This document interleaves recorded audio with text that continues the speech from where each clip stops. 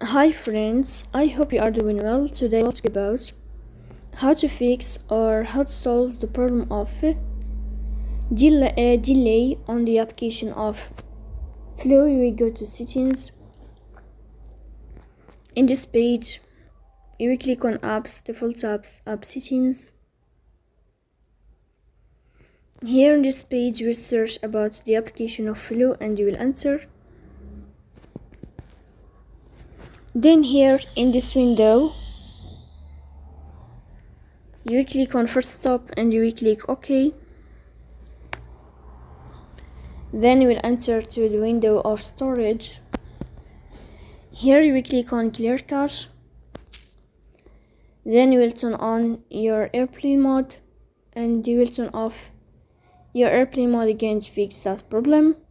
So please don't forget to support us by like and subscribe.